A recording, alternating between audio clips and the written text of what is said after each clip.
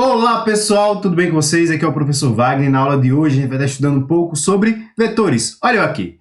Então a gente vai estar aprendendo hoje uma forma geométrica da gente observar o mundo. E diversos fenômenos físicos que compõem a natureza são observados a partir dos vetores. Então aqui tem algumas ilustrações, aqui ó, tem um gradiente, um sistema de coordenadas, aqui outro sistema de coordenadas. Mas Wagner, o que é vetores? O que são vetores? Vamos lá? Então vejam só, pessoal. A gente pode dividir as grandezas físicas em dois tipos, as grandezas escalares e as grandezas vetoriais. As escalares são definidas perfeitamente quando a gente só tem apenas o valor numérico e sua respectiva unidade. Por exemplo, para a gente definir quantidade de matéria, ou seja, a massa de um objeto, eu vou lá, peso na balança, coloco na balança e ela me diz um valor numérico. Por exemplo, eu vou na balança numa farmácia e lá eu estou pesando 70 quilogramas. Então veja só o valor numérico ali e a unidade me diz perfeitamente a quantidade de matéria. Então a massa é um tipo de grandeza escalar. É uma grandeza escalar. Wagner é um tipo de grandeza escalar. Temperatura. Temperatura é uma grandeza escalar. A gente não indica a direção desse cara. A gente só consegue identificar perfeitamente a temperatura a partir do seu valor numérico e sua respectiva escala também, ou unidade. Então, por exemplo, se eu olho o termômetro do ar-condicionado e lá está dizendo 23 graus ou 19 graus Celsius.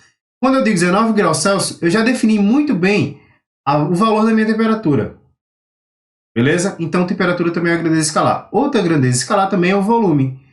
Quando eu tenho um copo de água com 300 ml, o 300 ml já define muito bem o volume. Eu não preciso ali me preocupar com a direção, nem com o sentido daquele cara. Já outras grandezas físicas, a gente pode chamar de grandezas vetoriais. Wagner, o que são grandezas vetoriais, então? A escalar eu entendi, eu só preciso do valor numérico lá para poder descrever muito bem aquela grandeza física. Já as grandezas vetoriais, eu preciso ter mais alguns elementos. Então aqui, ó, as grandezas vetoriais, para elas serem bem definidas, eu vou precisar de um módulo, direção e sentido. Wagner, o que quer dizer isso? O que é módulo, direção e sentido? Então vejam só. Bom, vamos agora descrever alguns exemplos de algumas grandezas físicas que eu preciso definir o que é módulo e sua direção, ou sua orientação. Por exemplo, quando eu vou levantar uma caixa, eu exerço uma força na vertical para cima. Então, além da intensidade da força, ou seja, a quantidade de força que eu tenho que colocar ali, eu necessito também da minha direção e sentido para poder fazer o estudo. Entenderam? Então, força é um tipo de grandeza vetorial. Outra grandeza vetorial, deslocamento. Quando eu estou me deslocando, eu preciso ter a direção e o sentido. Ou seja, eu preciso ter uma orientação. Eu estou me deslocando na horizontal, na vertical, eu estou indo para a direita, para a esquerda. Eu preciso, além do valor numérico atrelado à grandeza, eu preciso também ter uma ideia de orientação. Então, isso é uma grandeza vetorial. Mas, Wagner, o que é um vetor? Então, veja só. Vetor, ele é definido pelo módulo, direção e sentido. Então, eu vou dizer a definição mais formal de vetor e depois eu explico mais ou menos o que é um vetor. Ou melhor, eu vou explicar bem o que é um vetor, na verdade. Então, veja. Vetor é uma representação geométrica de um segmento de reta orientada que, para ser perfeitamente definido, ele precisa ter módulo, direção e sentido. Ou seja, uma seta. Se eu olhar bem para essa seta aqui, deixa eu pegar aqui minha caneta. Pronto, se eu olhar bem aqui essa seta, ó, olha para cá. Pelo ponteiro da seta aqui, ó, pelo tamanho dela, eu consigo ter uma ideia do módulo, ou seja, do valor numérico atrelado. Se ela está indo na horizontal, eu consigo ter uma direção de direção. Se ela está indo para a esquerda, para a direita, essa setinha daqui, eu consigo ter direção de sentido. Então, a minha representação geométrica, chamada vetor, ela define muito bem as grandezas vetoriais. É interessante destacar que elas só foram utilizadas só lá para o século XVII. E o próprio Isaac Newton mesmo, ele não utilizou as grandezas vetoriais para poder descrever lá as leis de Newton. Vocês vão entender depois o que é isso, mas os vetores só foram utilizados na física lá para o século XVII, século XVIII e em diante. Beleza? Então vamos lá. Além disso, vamos definir o que é direção e sentido. É muito comum as pessoas confundirem direção e sentido. Então veja só, quando eu me refiro à direção, eu quero saber se o cara está indo na horizontal, na vertical ou na diagonal. Beleza? Então, se ele está vindo na horizontal, ele pode vir na esquerda para a direita, mas a sua direção é horizontal. No eixo Y aqui, a gente vai ter a direção vertical. Beleza? Então, quando está se colocando na horizontal, vou ter a direção na horizontal. No eixo X. No eixo Y, eu vou ter a direção na vertical. Então, veja, e o que é sentido? O sentido é o seguinte. O sentido é a orientação que um móvel ele tem em uma determinada direção. Isso quer dizer o seguinte, se o cara está aqui se deslocando na horizontal, ele tem duas possibilidades. Ou ele pode vir aqui para a minha direita ou para a minha esquerda. Ele tem duas possibilidades. Na vertical, ele pode subir ou pode estar descendo. Então, tem essas duas possibilidades. Então, entenda, direção é na horizontal, vertical ou diagonal. E o sentido é a orientação que o móvel tem em uma determinada direção. Entenderam? Ficaram bem claro? Ficou bem claro? Bom, vamos continuar. Agora vamos entender um pouco, já que a gente já sabe que o vetor é a representação geométrica de um segmento de reta orientado, agora a gente já pode também discutir um pouco como fazer operações com vetores e por que facilitou tanto a vida do pessoal. Então, a primeira coisa que a gente vai analisar é a soma. Então, vejam só. Então, vejam, quando eu estou somando vetorialmente, eu vou ter o seguinte, ó, que a força resultante aqui vai ser o resultado, força resultante que eu digo é a força gerada pelo resultado dessas duas forças aqui. Vou estar analisando em módulo, ok? Eu só vou estar olhando para o valor numérico aqui desse cara, eu não vou estar fazendo uma análise vetorial. Mas enfim, quando eu for fazer a soma vetorial, a primeira coisa que eu vou ter que analisar é o seguinte, se eu quero saber se dois vetores eles se somam, esses vetores eles precisam ter a mesma direção e o mesmo sentido, o módulo do vetor resultante vai ser dado pela soma vetorial, ou pela soma algébrica, do vetor 1 mais o vetor 2. Ou seja,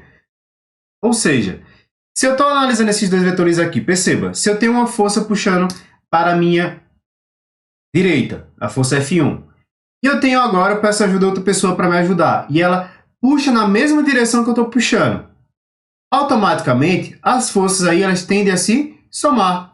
Logo, se eu tiver dois vetores que têm a mesma direção e o mesmo sentido, eu somo o módulo desses dois vetores. Por exemplo, se a minha força F1 aqui for 10 newtons, depois eu explico porque é desse N, e aqui for 15 newtons. Então, ó, a força que vai ser gerada aqui pela soma desses dois vai ser igual a 25, porque 10 mais 5 é 25. Perceberam aí, pessoal, que quando eu tenho dois vetores na mesma direção com o mesmo sentido, eu somo vetorialmente. Eu pego o módulo de um e somo com o módulo do outro. Além disso daqui, ó, isso daqui é algebricamente, a gente tem também para fazer soma de vetores, aqui é a regra do polígono, e essa próxima daqui que eu vou mostrar a vocês é a regra do paralelogramo. Primeiro eu vou analisar vocês qual é a regra do polígono. Então vejam só.